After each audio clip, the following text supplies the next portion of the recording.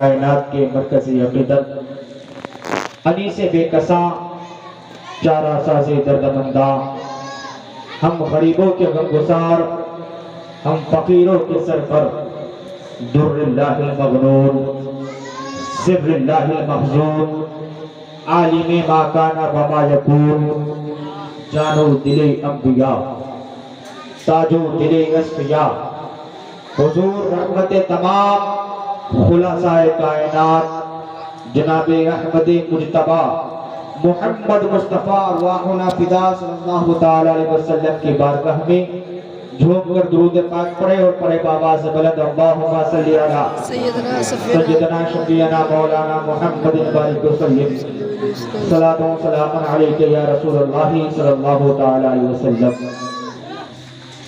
میرے بزرگوں، اخلاق تو اس بات کا تقاضا کرتا ہے کہ جتنے علماء کرام اس وقت اسٹیج پر رونق افروز ہیں، گفتگو کا آغاز ان کے ناموں کے ساتھ کیا جائے، لیکن ہمارے ذوی الاحترام علماء کرام اتنی بڑی تعداد میں موجود ہیں کہ اگر سب کا نام لیا جائے تو وقت کم پڑے گا، اور ویسے بھی میں سب کے ناموں سے واقف بھی نہیں ہوں۔ بس میں اپنے ذوی الاحترام علماء کی بارگاہ میں ایک شعر کہہ کے آگے گزرنا چاہتا ہوں کہ یہ بزم میں ہے جام جم نہیں، یہ بزم میں ہے جام جم نہیں، یہاں کوئی کسی سے کم نہیں، یہ بزم میں ہے جام جم نہیں، یہاں کوئی کسی سے کم نہیں، اور ادب کی بات کروں گا حدود کے اندر، ادب کی بات کروں گا حدود کے اندر، نبی کا ذکر ہے شامل درود کے اندر، ادب کی بات کروں گا حدود کے اندر، نبی کا ذکر ہے شامل درود کے اندر۔ اور ایک بات میں آپ کو پہلے ہی بتا دوں کہ میں وہ آئینہ ہوں دکھا دوں گا داغ چہرے کا، میں وہ آئینہ ہوں دکھا دوں گا داغ چہرے کا، جسے خراب لگے وہ سامنے سے ہٹ جائے، میں وہ آئینہ ہوں دکھا دوں گا داغ چہرے کا، جسے خراب لگے وہ سامنے سے ہٹ جائے۔ میرے بزرگوں، میرے پیارے آقا صلی اللہ تعالی علیہ وسلم، آج کی یہ محفل ذکر امام حسین کی یاد میں منایا جا رہا ہے۔ آج یہ ذکر شہید اعظم کانفرنس کے نام سے یہ محفل منعقد کی گئی ہے۔ ہمارا مقصد ہے کربلا کو جاننا، ہمارا مقصد ہے شہیدان کربلا کو جاننا، ہمارا مقصد ہے تاریخ کربلا کو جاننا۔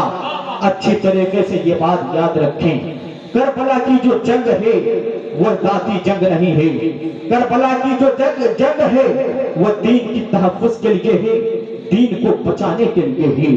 اللہ اللہ، دین کتنا قیمتی ہے کہ دین کو بچانے کے لیے سب کچھ لٹا دیا گیا۔ حضور علیہ السلام کے دندان مبارک اسی دین کے لیے شہید ہوا، حضور صلی اللہ تعالی علیہ وسلم نے اسی دین کے لیے مکہ جیسا شہر چھوڑ دیا۔ اللہ اکبر، میرے پیارے آقا صلی اللہ تعالی علیہ وسلم کے پیارے دیوانوں، آج ہم نے جس دین کو پیٹھ کے پیچھے ڈال دیا ہے، آج ہم نے جس دین کو لائق عمل نہیں سمجھا، میرے بزرگوں، آج یہ امت ہے، ان کے ہاتھوں میں شراب کی بوتل تو ہے مگر تسبیحات نکل گئی، ان کے ہاتھوں میں موبائل تو ہے، ان کے ہاتھوں میں موبائل تو ہے، یہ زنا کے مناظر تو دیکھ رہے ہیں مگر ان کو قرآن ہاتھ میں لینے کی توفیق رہی۔ میرے بزرگوں، آج مسجدیں ویران ہے، نماز کی توفیق رہی، نماز کی توفیق رہی، گناہ کے اڈوں کو آباد کیا جا رہا ہے۔ میرے بزرگوں، میں آپ کو بتا دوں، اللہ نے آپ کو بھی اولاد سے نوازا ہوگا، اللہ نے آپ کو بھی اولاد جیسی دولت دے کر کے نوازا ہوگا۔ آپ مجھے بتائیں اس باپ کے دل میں کتنا صدمہ ہوتا ہوگا، اس باپ کے دل میں کتنی تکلیفیں ہوتی ہوگی جس کی بیٹی کو بے قصور طلاق دے دیا جائے۔ اللہ اللہ، حضور صلی اللہ تعالی علیہ وسلم کی دو بیٹیوں کو صرف اس لیے طلاق دے دیا گیا کہ محمد عربی صلی اللہ علیہ وسلم جو ہیں وہ کسی کے روکنے سے دین کی خدمت کرنے سے نہیں رکتے ہیں. ان کی بیٹیوں کو طلاق دے دو. جب ان کی بیٹیوں کو طلاق دیا جائے گا تو محمد عربی کو ذہنی طور پر اتنا دباؤ پڑے گا کہ وہ دین کی خدمت کرنا چھوڑ کر کے گھر بیٹھ جائیں گے. اور ابو لہب جیسے دہشت گرد نے, اس کمینے انسان نے حضور صلی اللہ علیہ وسلم کی بیٹیوں کو جو اس کے گھر میں بہو کی شکل میں تھی اپنے بیٹے کو حکم دیا, اپنے بیٹے کو طلاق کا حکم دیا. جب رسول کی بیٹی طلاق پا کر کے اپنی گھر جا رہی تھی, اللہ اللہ, آج میں اپنی خواتین کی بھی توجہ چاہتا ہوں. میری بہنوں, آج تو طلاق کے نام سے عورتیں ڈر جاتی ہے, عورتیں طلاق کے نام سے بھی ڈر جاتی ہے. جب طلاق کا نام لیا جاتا ہے تو لوگ جتنے بے چین ہو جاتے ہیں, اور ہونا بھی چاہیے. بلکہ آج ہمارے ملک میں طلاق کو لے کر کے غیر مسلم بھی طلاق کی نیت پتہ نہیں کیا ہے, لیکن طلاق کے معاملے کو لے کر کے بڑی ہمدردی کا اظہار کر رہے ہیں. اللہ اکبر, رسول کی بیٹی کو طلاق دیا گیا ہے. اللہ اللہ, آج مسجدوں کو ویران کرنے والے, نماز کو ترک کرنے والے, اپنی داڑھیوں کو منڈا کر کے گٹروں میں پھینکنے والے, اپنی داڑھیوں کو منڈا کر کے گٹروں میں پھینکنے والے, اپنے بوڑھے ماں باپ کو ستانے والے, یاد رکھو یہ دین, یہ اذانیں, یہ نماز, یہ قرآن کی تعلیم ہمارے گھروں میں ایسے صرف چاند کے ٹکڑے ہونے سے نہیں آ گیا, بلکہ اس کے بعد کتنی محنتیں کی گئی ہے. یقیناً چاند کا 2 ٹکڑے ہونا حق ہے, لیکن آپ توجہ تو کریں, اب غور تو کریں, تصور تو کریں, اس کے بعد کتنی محنتیں کی گئی ہے. اللہ اللہ, رسول کی بیٹی کو طلاق دیا گیا ہے. جب رسول کی بیٹی طلاق پا کر کے رسول اللہ کے گھر آتی ہے, اپنا گھر چھوڑ کر کے رسول اللہ صلی اللہ علیہ وسلم کے گھر پہ آتی ہے, حضور کی نگاہ اپنی بیٹی پہ پڑتی ہے. رسول کی بیٹی روتے ہوئے اپنے دوپٹے سے آنسوؤں کو پوچھتے ہوئے آتی ہے, اور حضور صلی اللہ علیہ وسلم پوچھتے ہیں, میری بیٹی کیا بات ہے, آج اتنا پریشان کیوں ہے؟ تو حضور کی بیٹی عرض کرتی ہے, ابا جان, آج آپ کی بیٹی کو طلاق دے دیا گیا ہے, آج آپ کی بیٹی کا گھر گزر گیا ہے, آج آپ کی بیٹی کو طلاق دے دیا گیا ہے. حضور صلی اللہ علیہ وسلم پوچھتے ہیں, میری بیٹی تجھے طلاق دے دیا گیا ہے, کوئی تو بات ہوگی, کوئی تو قصور ہوگا جس کی وجہ سے تجھے طلاق دیا گیا ہے. حضور کی بیٹی عرض کرتی ہے, ابا جان, میرا قصور صرف یہ تھا, میرا قصور صرف یہ ہے کہ میرے باپ لوگوں کو جنت کی طرف بلا رہے ہیں, میرا باپ لوگوں کو جنت کی طرف بلا رہے ہیں. اللہ اکبر, جب رسول کی بیٹی طلاق پانے کے بعد اپنے گھر میں آتی ہے تو مکہ کے کافر چھپ چھپ کر کے دیکھ رہے تھے کہ جب رسول کی بیٹی طلاق پا کر کے اپنے گھر آئیں گے اور حضور اپنی طلاق شدہ بیٹی کو دیکھیں گے تو وہ اپنے گھر کی طرف ایسے لوٹیں گے کہ وہ دوبارہ دین کی خدمت کرنے کے لیے اپنا قدم باہر نہیں نکالیں گے. لیکن خدا کی قسم, تاریخ گواہ ہے, حضور نے اپنا ہاتھ اپنی بیٹی کے سر پہ رکھا اور فرماتے ہیں, بیٹی جاؤ صبر کرو, اللہ تمہیں اجر دے گا. بیٹی جاؤ صبر کرو, اللہ تمہیں اجر دے گا. میں دین کی خدمت کے لیے نکل چکا ہوں, اب میرے قدم واپس نہیں ہو سکتے. اللہ اکبر, میرے بزرگوں, دین کے لیے کتنی قربانیاں دی گئی ہے. یہ دین قربانیوں سے پھیلا ہے. یہ ہمارے گھروں میں اذانیں قربانیوں کی وجہ سے پہنچی ہے. یہ نمازیں ہمارے گھروں تک قربانیوں کی وجہ سے پہنچی ہے. قربانیوں کی وجہ سے ہمارے گھروں تک قرآن کی تعلیم ہمارے گھروں تک قربانیوں کی وجہ سے پہنچی ہے. اللہ اکبر, وہ حسین کتنا عزیز ہے, وہ حسین جس نے دین کو بچایا. اللہ اللہ, دیکھو دین پھیلایا ہے رسول اللہ نے اور رسول اللہ کے صحابہ نے. دین کو پھیلایا ہے رسول اللہ نے اور رسول اللہ کے صحابہ نے, اور بڑی محنت کے ساتھ پھیلایا ہے. اور دین کو بچانے کے لیے انتخاب کیا گیا ہے مولا حسین کا. اللہ اللہ, دین کو پھیلانے والا بھی بے مثال تھا, دین کو لانے والا بھی بے مثال مثال تھا اور دین کو بچانے والا بھی بے مثال تھا. جس نے دین کو پھیلایا اس کی اصل بھی بے مثال ہے, اس کی نسل بھی بے مثال ہے. نعرہ تکبیر, نعرہ رسالت, نعرہ رسالت, مسلک اعلی حضرت, فیضان اعلی حضرت عظمت حسین. جس نے دین کو بچایا اس کی اصل بھی بے مثال ہے, اس کی نسل بھی بے مثال ہے. اور جس نے دین کو بچایا اس کی اصل بھی بے مثال ہے, اس کی نسل بھی بے مثال ہے. جو دین لاتے ہیں اس کی اصل کو ابراہیم کہتے ہیں, اور جو دین کو بچاتے ہیں اس کی اصل کو محمد رسول اللہ کہتے ہیں, اور اس کی نسل کو, جس نے دین کو بچایا اس کی نسل کو زین العابدین کہتے ہیں, محمد باقر کہتے ہیں, محمد باقر کہتے ہیں, موسیٰ قاسم کہتے ہیں, معین الدین اجمیری کہتے ہیں, معین الدین اجمیری کہتے ہیں, مخدوم اشرف سمنانی کہتے ہیں, مخدوم اشرف سمنانی کہتے ہیں. یہ حسین کی نسل ہے. اور آخر میں حضرت عیسیٰ علیہ السلام ان کے پیچھے نماز پڑھیں گے, وہ امام مہدی بھی مولا حسین کی نسل سے ہوں گے. جس نے دین کو بچایا, جس نے دین کو پھیلایا وہ بھی بے مثال ہے, جس نے دین کو بچایا وہ بھی بے مثال ہے.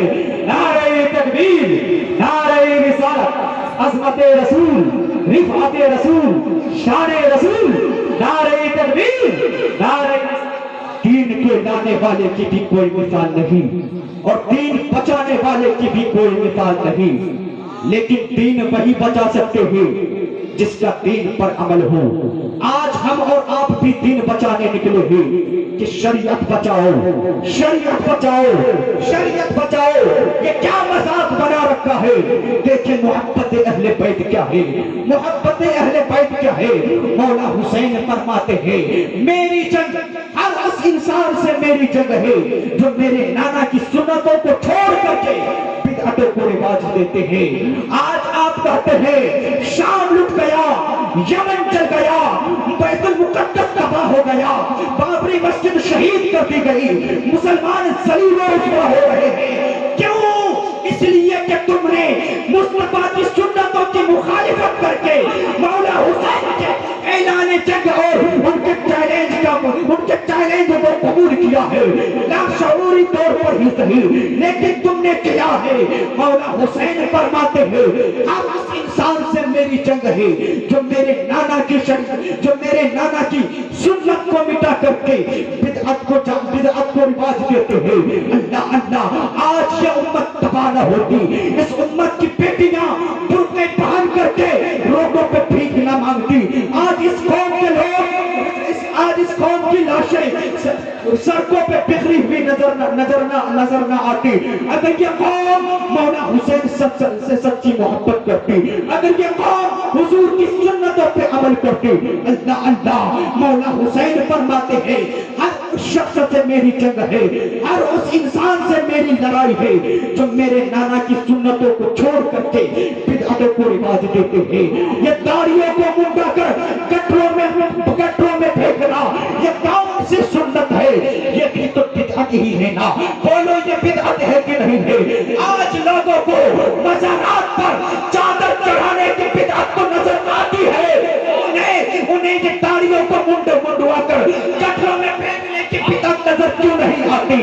آج لوگوں کو میلاد کے جلوس نکالنے کی بدعت نظر تو آتی ہے, انہیں آج کانوں میں ایئر فون لگا کر کے گانا سننے کی بدعت نظر کیوں نہیں آتی؟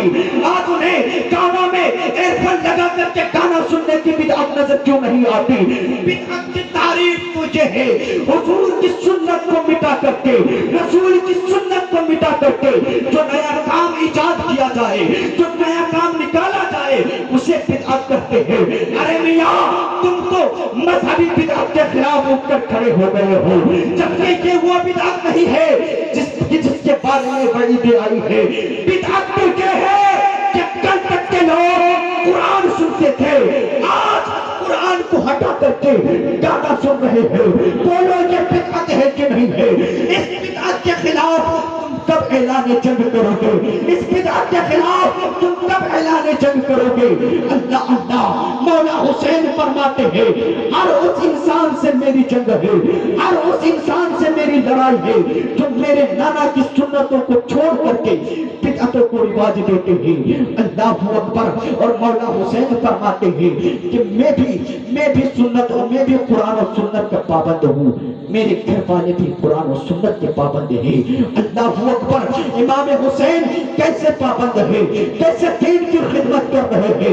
اب توجہ سے سنیں، غور سے سنیں، دل کے کانوں سے سنیں، ہو سکے تو دل میں جائز مرادیں لے لیں، کیونکہ اب میں آپ کو لے کر کے کربلا پہنچنے والا ہوں۔ اللہ اللہ مولا حسین کیسے دین کی خدمت کرتے ہیں۔ قاسم کی جوان، قاسم شہید ہو گئے، قاسم شہید ہو گئے، علی اکبر کٹ گئے۔ اللہ اکبر۔ 6 ماہ کا ننھا علی اصغر شہید کر دیا گیا۔ اللہ اکبر۔ حضرت امام علی اصغر کے بارے میں سیدنا حضرت عبدالسلام رضوی لکھتے ہیں کہ کربلا کے میدان میں سب سے ننھا جو تھا وہ امام علی اصغر تھے، جن کی عمر ابھی صرف 6 مہینے کی تھی۔ اللہ اللہ۔ جو پیدل جا سکتے تھے میدان کربلا میں وہ پیدل جا رہے تھے، جو پیدل نہیں جا سکتے تھے انہیں گود میں لے جایا جا رہا ہے، جو گھوڑے سے جا سکتے تھے وہ گھوڑے سے جا رہے ہیں، جو اونٹ سے جا سکتے تھے وہ اونٹ سے جا رہے ہیں۔ اے امام علی اصغر تیری سواری پہ حامد قربان۔ اللہ اللہ۔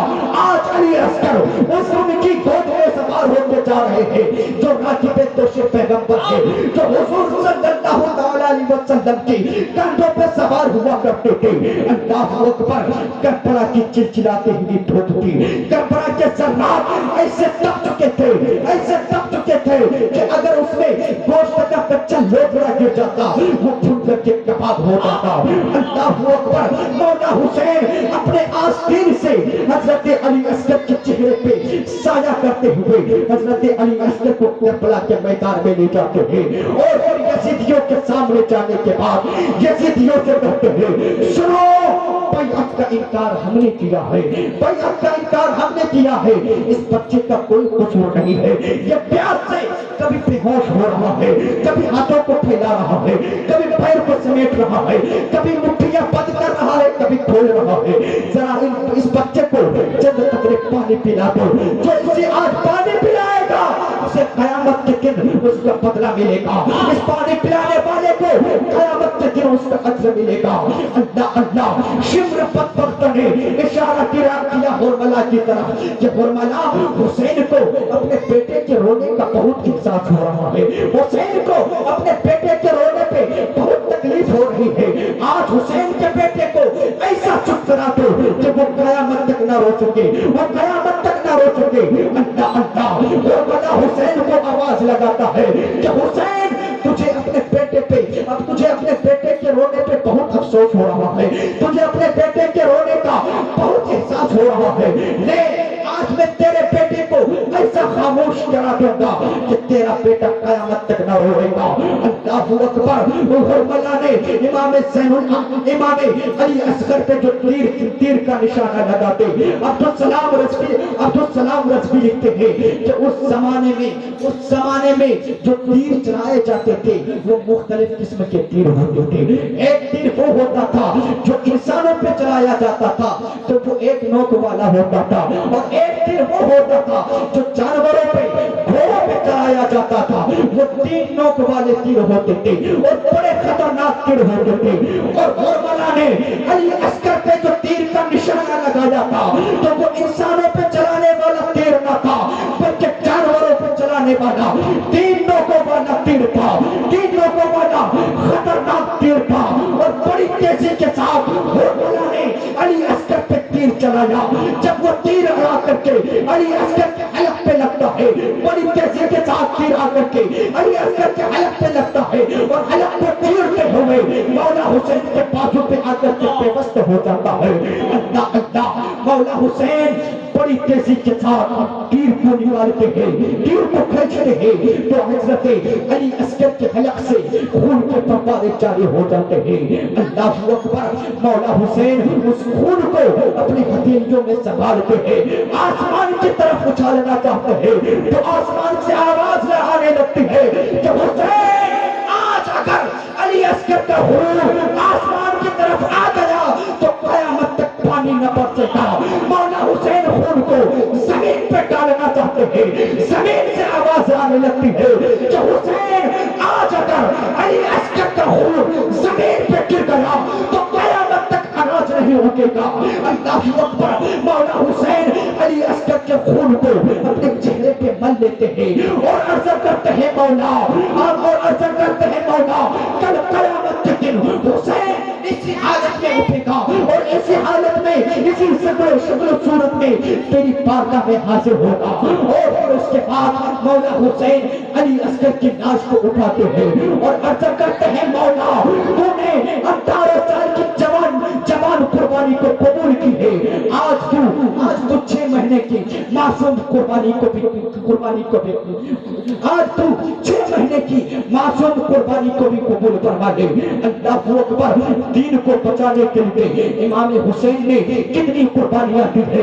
6 ماہ کا ننھا علی عسکر کٹا دے گا، 18 سال کا جوان بیٹا لٹا دے گا، اپنا سر تن سے جدا کر دے گا، بازو تن سے جدا کر دے گا، لیکن نانا کا دیا ہوا دین، نانا کا لایا ہوا اسلام وہ یزید کے ہاتھ میں نہ دے گا، شرابی کے ہاتھ میں نہ دے گا، سر کٹا دے گا، گردن کٹا دے گا، بازو تن سے جدا کر دے گا، لیکن نانا کا لایا ہوا دین بچا لے گا۔ اللہ اللہ۔ لیکن آج یہ حسینی ہے، آج یہ حسینی ہے کہ جیسے ہی حسین پاک کا مہینہ آتا ہے، محرم کا مہینہ آتا ہے، ان کے ہاتھوں میں ڈھول کے ڈنکے آ جاتے ہیں اور یہ نچا نچا کر کدا کر یہ سمجھتے ہیں کہ سب سے بڑے حسینی ہم ہیں، سب سے بڑے امام حسین سے محبت کرنے والے ہم ہیں۔ سنو میرا ایک جملہ سنو، بہت بڑا جملہ ہے، اگر کسی کو برا لگے تو معاف کر دینا، لیکن میں حقیقت بول رہا ہوں، اس لیے میں پہلے ہی کہہ دیا تھا میں وہ آئینہ ہوں، دکھا دوں گا داغ چہرے کا، اسے خراب لگے سامنے سے ہٹ جائے، جسے خراب لگے وہ سامنے سے ہٹ جائے۔ میرا ایک جملہ سنو، بہت کڑوا جملہ ہے۔ آپ ڈھول 2 طریقے سے بجاتے ہو، آپ ڈھول 2 طریقے سے بجاتے ہو، یا تو آپ اس لیے ڈھول بجاتے ہو کہ آپ سمجھتے ہو کہ ڈھول بجانا اسلام میں جائز ہے، ڈھول بجانا شریعت میں جائز ہے، یا تو آپ اس لیے ڈھول بجاتے ہو کہ ڈھول بجانے میں ثواب ہے۔ تو سنو، کوئی مولانا نہیں بتا سکتا، کوئی مفتی نہیں کہہ سکتا، اگر میں غلط بولوں تو اے علماء میری پکڑ کرے تاکہ میری بھی اصلاح ہو جائے، تاکہ میری بھی اصلاح ہو جائے۔ ارے یہ تو محبت ہے نا، امام حسین کی محبت میں ہم محرم مناتے ہیں، امام حسین کے محبت میں ہم محرم مناتے ہیں۔ ارے اگر آپ ڈھول کے ساتھ قرآن پڑھو گے وہ بھی جائز نہیں ہوگا، آپ ڈھول کے ساتھ نماز پڑھو گے وہ بھی جائز نہیں ہوگا۔ ارے جب قرآن، نماز، عبادت جب ڈھول کے ساتھ جائز نہیں ہے تو آپ کی جو محبت کہاں سے جائز ہو جائے گی؟ آپ کی جو محبت ڈھول کے ساتھ کہاں سے جائز ہو جائے گی؟ یہ محبت نہیں ہے، یہ عداوت ہے، یہ عداوت، یہ محبت نہیں ہے، یہ عداوت ہے، یہ عداوت۔ یہ امام حسین کی برسی ہے، میں آپ کو بتاتا چل رہا ہوں، امام حسین کی برسی ہے، امام حسین کی شہادت ہے، مولا حسین کی برسی پہ ہم محرم مناتے ہیں اور آپ اس میں ڈھول بجاتے ہیں، اس میں آپ ڈھول دے کر کے ناچتے ہیں، کودتے ہیں۔ آپ مجھے بتائیں تو صحیح، کیا ہمارے گھروں میں کسی کا انتقال نہیں ہوتا ہے؟ ارے کسی کے باپ کا بھی انتقال ہوتا ہے، کسی کے بھائی کا بھی انتقال ہوتا ہے، کسی کی بہن کا بھی انتقال ہوتا ہے، کسی کی ماں کا بھی انتقال ہوتا ہے، کسی کے بھائی کا بھی انتقال ہوتا ہے، کسی کے دادا کا بھی انتقال ہوتا ہے۔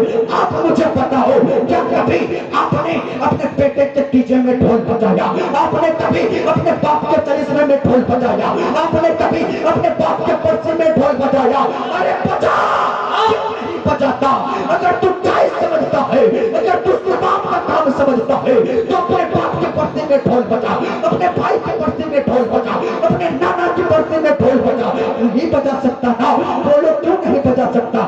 اگر آپ بجاؤ گے تو محلے والے کہیں گے کہ کیسا بیٹا ہے، باپ مر گیا بیٹا ڈھول بجا رہا ہے۔ اگر آپ ڈھول بجاؤ گے پڑوس والے کہیں گے کیسا نالائق بیٹا ہے، باپ کی برسی پہ بیٹا ڈھول بجا رہا ہے۔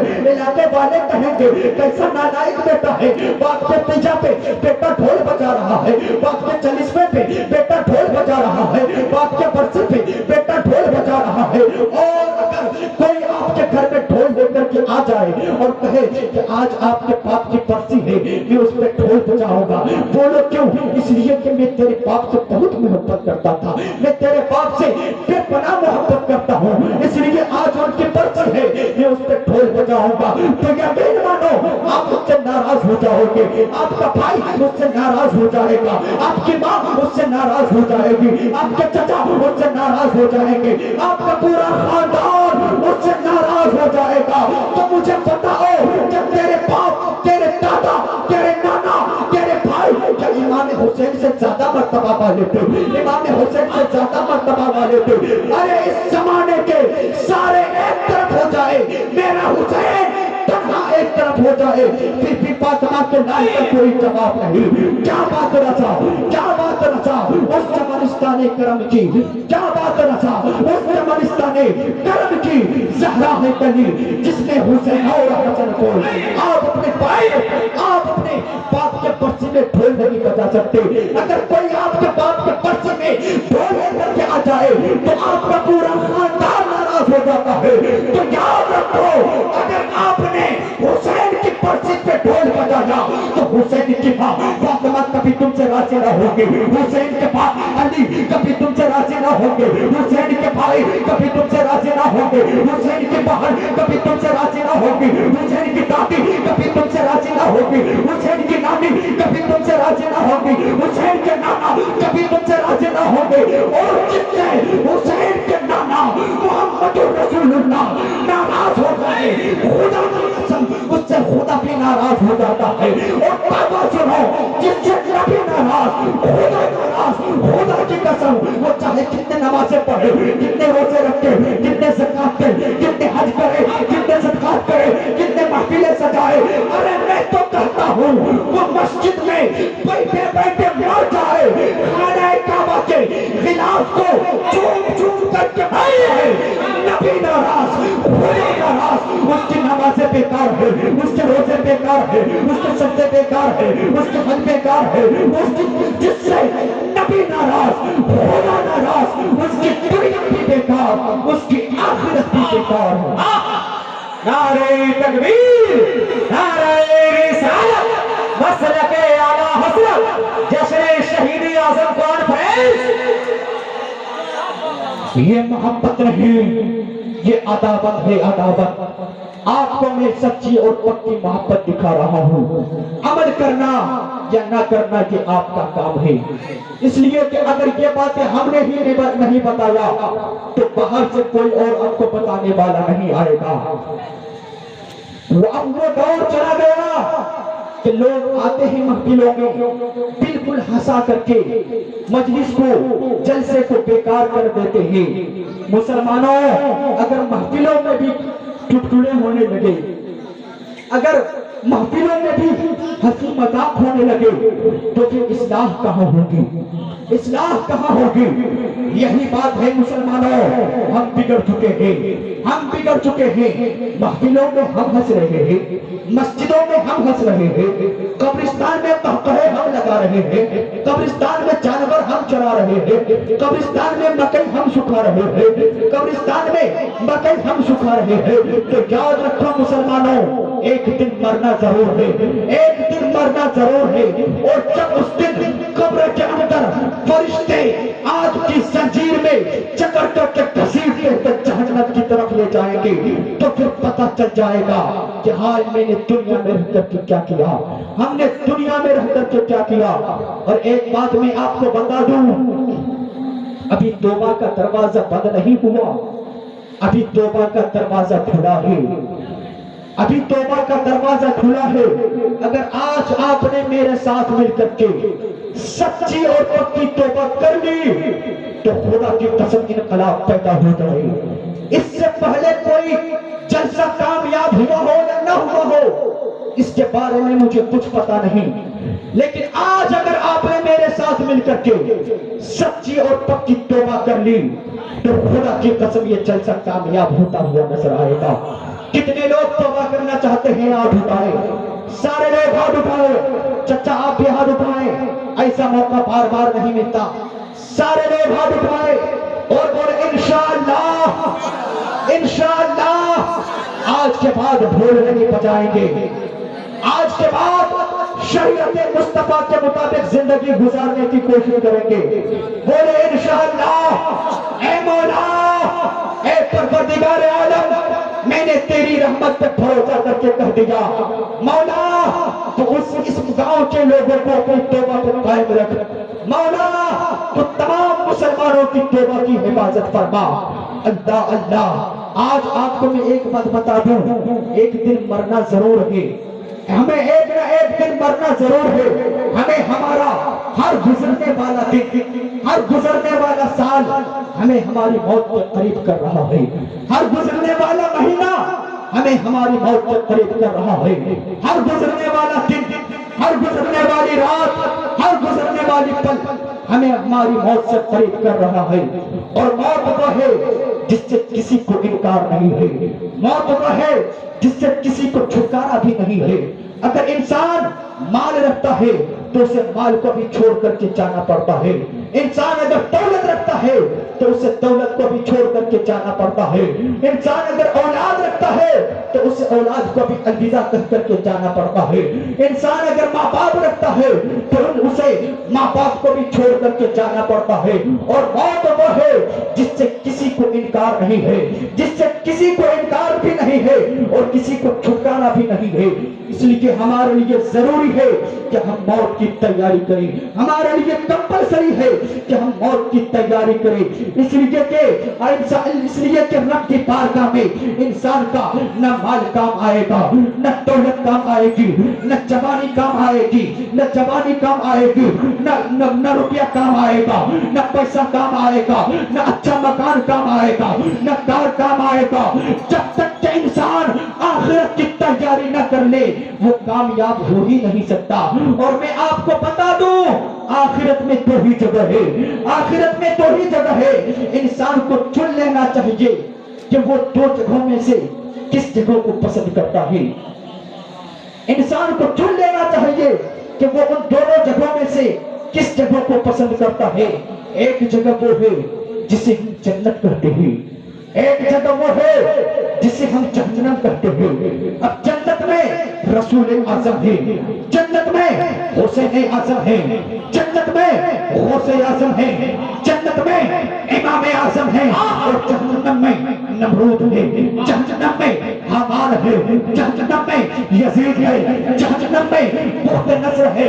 اب فیصلہ ہمیں کرنا ہے کہ ہمیں رسول والی جنت چاہیے یا فرعون والی جہنم چاہیے، ہمیں حسین والی جنت چاہیے یا یزید والی جنت چاہیے، فیصلہ ہمیں کرنا ہے۔ اس لیے کہ مسلمانوں اللہ نے ہمیں پیدا کیا ہے تو اس شان کے ساتھ پیدا کیا، الذی خلق الموت والحیات، کہ الذی خلق الموت والحیات، جس نے تمہیں دنیا میں پیدا کر کے تمہارا امتحان لیا ہے کہ تم تھوڑی سی زندگی کو پا کر کے کتنا اچھا عمل کرتے ہو۔ مسلمانوں فیصلہ ہمیں کرنا ہے، اللہ نے تمہیں مجبور نہیں بنایا، تم جانوروں کی طرح مجبور نہیں، تم درختوں کی طرح مجبور نہیں، تم پتھروں کی طرح محتاج نہیں۔ اللہ نے تمہیں عقل و شعور دے کر کے پیدا کیا ہے، اللہ نے تمہیں انسان بنا کر کے پیدا کیا ہے۔ اب فیصلہ ہمیں کرنا ہے کہ ہمیں جو ہے رسول والی جنت چاہیے یا پھر فرعون والی جہنم چاہیے۔ اس لیے کہ مسلمانوں آج ہمارا حال یہ ہے کہ ہم دو وقت کی نماز کیا پڑھ لیتے ہیں، ہم اپنے آپ کو سب سے بڑے جنتی کہلاتے ہیں، ہم سوچتے ہیں ہم سے بڑا متقی کوئی نہیں ہے، ہم سے بڑا جنتی کوئی نہیں ہے۔ آؤ میں تمہیں بتاؤں فیصل تو قرآن ہے، قرآن جو فیصلہ کرے گا اس کا انکار کوئی کر ہی نہیں سکتا، کوئی مسلمان قرآن کا انکار کر ہی نہیں سکتا۔ اگر آپ قرآن سے پوچھو گے اے قرآن تو بتا جو نمازوں کو چھوڑ دیتا ہے، جو نمازوں میں کوتاہی کرتا ہے، جو نمازوں میں سستیاں کرتا ہے، اس کا ٹھکانہ کہاں ہے، اس کا ٹھکانہ کہاں ہے، وہ جہنم کے کس وادی میں ڈالا جائے گا؟ تو قرآن آپ سے کہے گا کہ اللہ فرماتا ہے ویل ہے، وہ ویل ہے کس کے لیے ویل ہے؟ للمصلین، نمازیوں کے لیے ویل ہے۔ اللہ اللہ کن نمازیوں کے لیے ویل ہے؟ پھر آگے قرآن فرماتا ہے فویل للمصلین الذین هم عن صلاتهم ساہون، کہ ویل ہے ان نمازیوں کے لیے جو करते हैं, नमाजों में कोताही करते हैं, नमाजों में सुस्तियां करते हैं। मेरे बुजुर्गों, आप सोचो, तवज्जो तो करो, गौर तो करो, आप जरा सोचो, फिक्र तो करो। जो शख्स नमाजों में कोताही करता है, नमाजों में गफलत करता है, नमाजों को उसके वक्त को गुजार करके पढ़ता है, कुरान ने उसके लिए फैल बयान फरमाया है। तो जो सिरे से नमाज पढ़ता ही नहीं है, जो नमाज को बिल्कुल सिरे से पढ़ता ही नहीं है, उसका ठिकाना जहन्नम के किस बातें में होगा, वो जहन्नम के किस बातें में डाला जाएगा।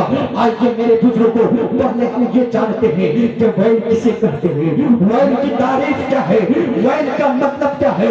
अल्लाह के रसूल सल्लल्लाहु अलैहि वसल्लम के पारगाना सहाबा ने अर्ज किया, या रसूल अल्लाह, वैल किसे कहते हैं, वैल का मतलब क्या है, वैल की तारीफ क्या है। या रसूल अल्लाह, जो लोग नमाजों में सुस्तियां करते हैं, नमाजों में गफलत करते हैं, नमाजों में कोताही करते हैं, कुरान ने उसके लिए वैल बयान फरमाया है। या रसूल अल्लाह, आप वजाहत फरमाएं, ये वैल क्या चीज है, वैल की तारीफ क्या है। अल्लाहू अकबर। रसूलुल्लाह सल्लल्लाहु तआला अलैहि वसल्लम गैब का नबी इरशाद फरमाते हैं, मेरे सहाबी, वैल जहन्नम के अंदर एक वादी है जिसका नाम वैल है, जहन्नम के अंदर एक तबका है जिसका नाम वैल है। अल्लाह अल्लाह, उस तबके के अंदर अगर पहाड़ को भी डाल दिया जाए तो पहाड़ भी चल करके पिघल जाए। उस वादी के अंदर, जहन्नम के उस वादी के अंदर अगर पत्थरों को भी डाल दिया जाए तो पत्थर भी जल करके पिघल जाए। मेरे आका अलैहिस्सलाम के दीवानों, मेरे बुजुर्गों, आपसे मैं पूछना चाहता हूँ, आप मुझे बताएं तो सही, क्या हमारे जिस्मों के अंदर पत्थरों से ज्यादा ताकत आ गई, क्या हमारे जिस्मों के अंदर पहाड़ों से ज्यादा ताकत आ गई। अरे अगर उस वादी के अंदर पहाड़ को भी डाल दिया जाए तो पहाड़ भी जल करके पिघल जाए। खुदा न करे हम में से किसी एक का वजूद अगर उस वादी के अंदर डाल दिया जाए तो हमारा और आपका अंजाम क्या होगा, हमारा और आपका अंजाम क्या होगा। और फिर उस वादी के अंदर बेनमाजी को नहीं बल्कि नमाजियों को डाला जाएगा। किन नमाजियों को? जो 4 वक्त की पढ़ता है, फजर छोड़ देता है, ज़ोहर पढ़ता है तो असर छोड़ देता है, असर पढ़ता है तो मगरिब और इशा का पता नहीं। यानी कि जो लोग नमाजों को जोर पकड़ करके पढ़ते हैं, ऐसे शख्स के लिए कुरान ने फरमाया है कि वही है ऐसे नमाजियों के लिए जो नमाजों में टूटा हुआ करता है, नमाजों में गफलत करता है, नमाजों को उसके वक्तों को गुजार करके पढ़ता है। अल्लाहू अकबर। मेरे बुजुर्गों, आप सोचें, जो लोग नमाजों में टूटा करता है, नमाजों में गफलत करता है, उसके लिए कुरान ने वैल बयान फरमाया है। तो जो लोग सिरे से नमाज पढ़ता ही नहीं है, उसका ठिकाना जहन्नम के किस बातें में होगा, जहन्नम के किस तबके में उसका ठिकाना होगा। आज उसका ठिकाना भी मुलाजा करे, उसका ठिकाना भी समाज करे, ताकि दिल जो है हमारा कलेजा सहल जाए। अल्लाहू अकबर। आज तालियों को मुझे की चंद देती है, कौन इस दुनिया में हमेशा चलते रहा है जो हम रह सकेंगे, कौन इस दुनिया में हमेशा चल के कयाम किया है जो हम कयाम कर सकेंगे। मुसलमानों, आज ये तुम्हारी आज जलजलों में करते हुए तुम्हारे घर, जलजलों में गिरते हुए तुम्हारे मकानात, आज ये करती हुई तुम्हारी औलादें, ये किस वजह से है, ये किस वजह से है? ये सब बेनमाजीपन की वजह से है, ये सब बेनमाजीपन की वजह से है। अल्लाहू अकबर। फरमाया गया कि उस वक्त तक किसी जानवर को, उस वक्त तक किसी परिंदे को पिंजरे में कैद नहीं किया जा सकता जब तक कि वो अल्लाह की इबादत करता रहता है। उस वक्त तक किसी तरह पर आवा नहीं चलता जब तक कि वो अल्लाह की इबादत करता है। उस वक्त तक किसी परिंदे, उस वक्त तक किसी जानवर को ज़ब्ह नहीं किया जाता जब तक कि वो अल्लाह की इबादत करता है। मुसलमानों, जानवर इबादत के लिए पैदा न हुआ, दरख्त इबादत के लिए पैदा न हुआ, परिंदे इबादत के लिए पैदा न हुआ, बकरियां इबादत के लिए पैदा न की गई। मुसलमानों, वो मखलूकात जो इबादत के लिए पैदा न हो और वो इबादत करना छोड़ दे तो दरख्तों को काट दिया जाता है, जानवरों को ज़ब्ह कर दिया जाता है, परिंदों को पिंजरों में कैद कर दिया जाता है। मुसलमानों, तुम्हें तो अल्लाह ने खास करके इबादत के लिए पैदा किया है।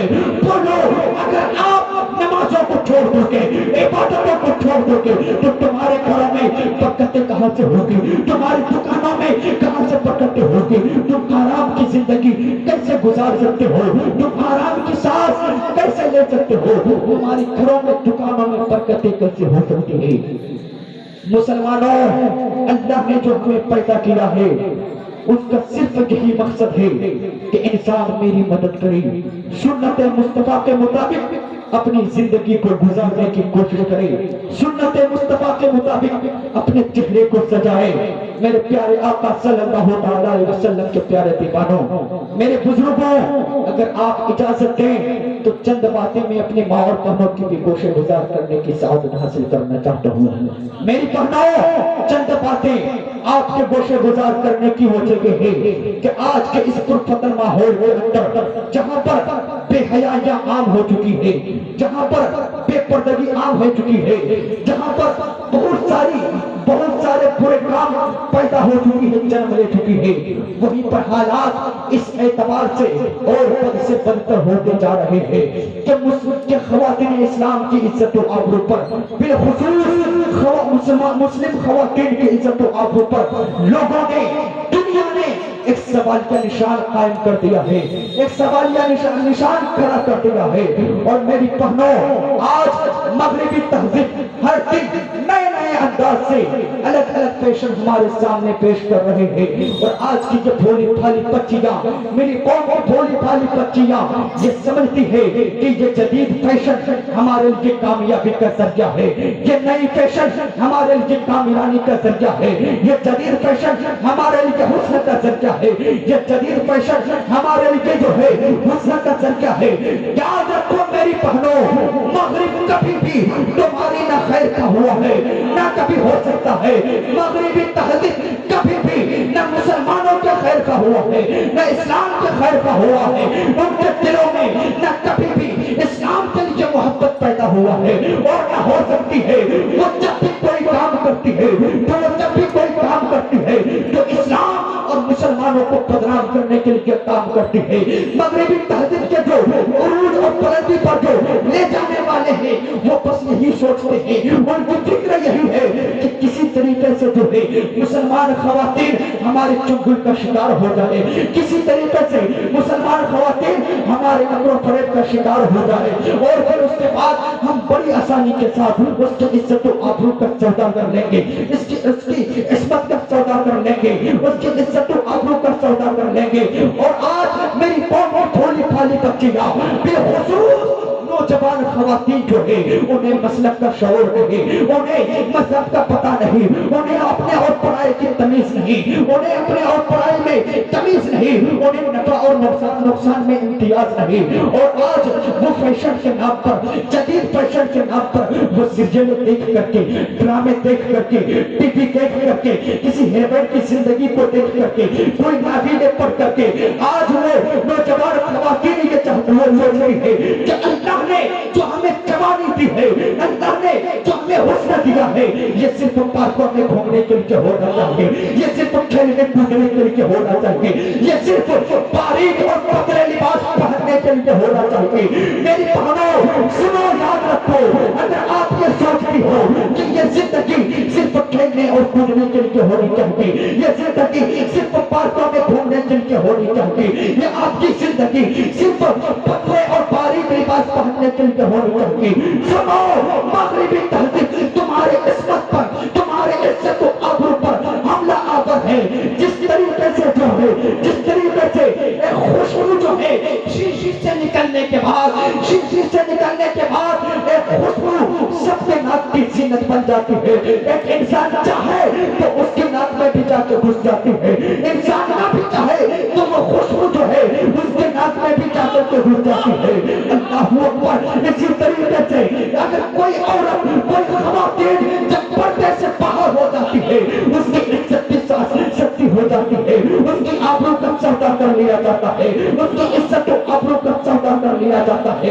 اللہ اکبر۔ آج میری نوجوان خواتین، میری ماں بہنیں آج یہ سوچتی ہے، سیریلیں دیکھ کر کے، ڈرامے دیکھ کر کے، ناولیں پڑھ کر کے، جب وہ کسی کپڑے کی دکان پہ جاتی ہے تو وہ یہ کہہ کر کے कपड़े लेती है कि भाई साहब मुझे वो कपड़े दिखाओ कि फला फिल्म में फला हीरोइन ने जो कपड़ा पहने था, फला सीरियल में फला अदाकारा ने जो कपड़ा पहना था, मुझे वही कपड़े दिखाओ।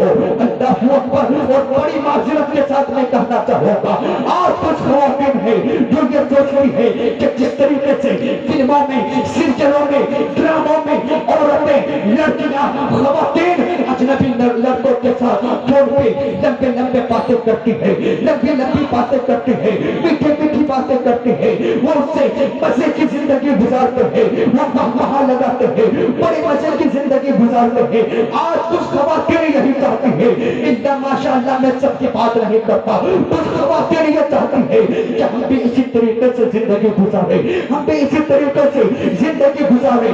और उसके बाद क्या होता है, लड़का चाहे कोई भी हो, चाहे किसी मसलक का हो, किसी मजहब का हो, किसी धर्म का हो, किसी जात का हो, वो इसकी परवाह किए बगैर वो उसके सिर्फ कीमती गाड़ी को देख करके, कीमती मोबाइल को देख करके, कीमती घर को देख करके, कीमती घड़ी को देख करके, उसके मकान को देख करके, उसके बंगला को देख करके वो लड़की, वो खवातीन उसके हाथ में अपना हाथ देने के लिए तैयार हो जाती है। अल्लाह अल्लाह, मैं हालात बता रहा हूँ आज का। और फिर उसके बाद क्या होता है, वो नौजवान उसे भगा करके रोडों पे शादी कर लेता है, सड़कों पे शादी कर लेता है, चाय की दुकानों पे शादी कर लेता है, पार्कों में शादी कर लेता है, होटलों में शादी कर लेता है। और फिर उसके बाद क्या होता है, जैसे ही दिल नफसानी ख्वाहिशात पूरे हो जाते हैं, नफसानी तस्कीन पूरी हो जाती है, दिल के ख्वाहिशात पूरे हो जाते हैं, वो नौजवान उसे छोड़ करके, उसे पिलकता हुआ छोड़ करके फिर वो दूसरी शिकार की तरफ चले जाते हैं। जैसे एक भौरा जो है बाग में एक फूल की रस को पूरी तरीके से चूसने के बाद उससे उड़ करके दूसरे फूल की तरफ चला जाता है और उस फूल की तरफ दोबारा पलट करके भी नहीं देखता। आज कुछ नौजवान ऐसे हो गए हैं जो इस तरीके से करने की कोशिश करते हैं, फिर उसे पिलकता हुआ छोड़कर, सिसकता हुआ छोड़कर उसे चले जाते हैं। और फिर उस लड़की को कोई मुंह लगाने वाला नहीं होता, कोई पूछने वाला नहीं होता। माँ के ताने अलग होते, बहनों के ताने अलग होते, भाभीयों के ताने अलग होते, रिश्तेदार के ताने अलग होते, उसे कोई पूछने वाला नहीं होता, उसे कोई मुंह लगाने वाला नहीं होता। मेरी बहनों सुनो, अल्लाहू अकबर, मेरे नबी ने जितना प्यार मेरे नबी ने तुमसे किया है न आज तक भूल किया है, कोई उसे इतना प्यार कर सकता है। अल्लाहू अकबर, मेरी बहनों याद रखो, मेरे नबी के आने से पहले तुम्हें पेपर कटिंग के नाम से जाना जाता था, तुम्हें मनहूसियत के नाम से जाना जाता था। अल्लाह अल्लाह, वो कौन था जिसने मक्का की गलियों में पत्थर खाकर भी ये ऐलान करता रहा कि लोगों, बेटियों का बाप होना कोई ऐब नहीं है, मैं मोहम्मद बेटियों का बाप हूँ। वो कौन था जिसने टाइम की वादियों के अंदर पत्थर खा करके ये ऐलान करता रहा कि लोगों, बेटियों का बाप होना कोई ऐब नहीं है, मैं मोहम्मद बेटियों का बाप हूँ। लोगों, जिसके घर में बेटी पैदा हो और वो खुशी मनाए तो कयामत के दिन वो मेरे करीब होगा, कयामत के दिन उसका मकान मेरे मकान के करीब होगा। लोगों, वो कौन था जिसने ये ऐलान किया कि लोगों, जब तुम बाहर से आओ और तुम्हारा एक बेटा हो और 3 बेटी हो तो तुझको पहले अपने बेटे को न देना, पहले तो अपने बेटी को देना, इसलिए कि जिसने अपने बेटे का दिल दुखाया, जिसने अपने बेटे को रुलाया, गोया कि उसने मेरा दिल दुखाया, उसने मुझे रुलाया। मेरी बहनों याद रखो, तो मेरे नबी ने तो तुम्हारे दिल के तोड़ने को अपने दिल का तोड़ना बताया, मेरे नबी ने तुम्हारे सताने को अपने दिल के सताना बताया। मेरी बहनों